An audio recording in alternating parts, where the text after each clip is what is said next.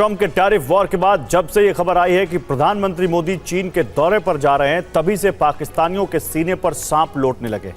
भारत पर लगाए गए ट्रंप के टैरिफ से जितना भारत परेशान नहीं है, उससे ज्यादा 24 करोड़ पाकिस्तानियों के बीच इसकी चर्चा है। पाकिस्तान के लोग ये सोचकर हैरान हैं कि जिस चीन को पाकिस्तान अपना आयरन फ्रेंड बताता है, आखिर वो भारत के करीब कैसे आता जा रहा है।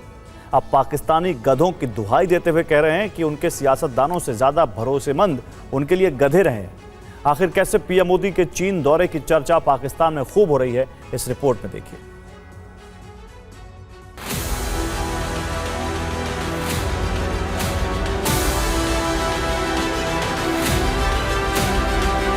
ट्रंप के टैरिफ वॉर के बाद पूरी दुनिया में नए समीकरण बन रहे हैं। 2 दिन पहले ही रूस के राष्ट्रपति व्लादिमीर पुतिन ने प्रधानमंत्री मोदी से फोन पर बात की और फिर चीन के विदेश मंत्रालय ने पीएम मोदी के चीन दौरे का खुलकर स्वागत किया।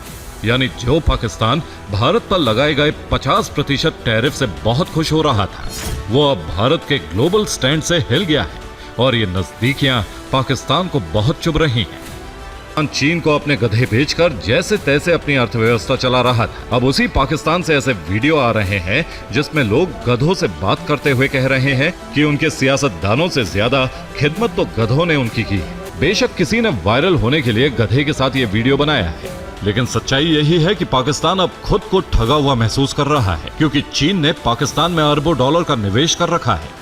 चीन पाकिस्तान इकोनॉमिक कॉरिडोर, कोयला power plant, hydro power plant, सौर और पवन ऊर्जा प्लांट, बिजली transmission project, Gwadar port, new Gwadar international airport, Karakoram highway upgrade, कई इंडस्ट्रियल जोन में निवेश।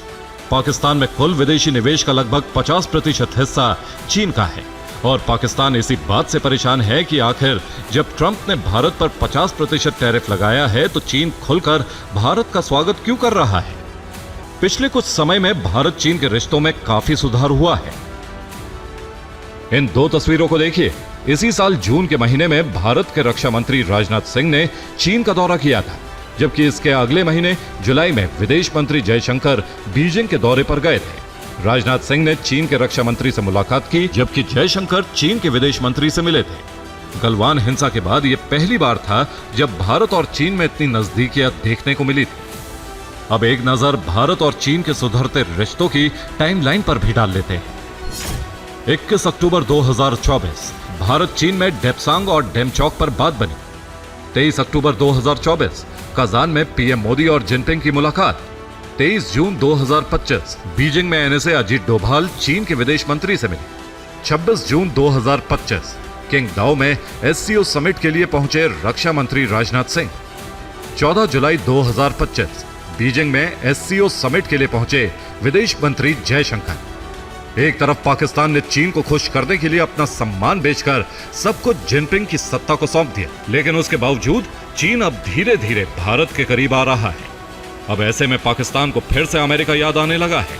ऑपरेशन सिंदूर में भारत से बुरी तरह मार खाने के बाद आसिम मुनीर ट्रंप की गोद में जाकर बैठ गए।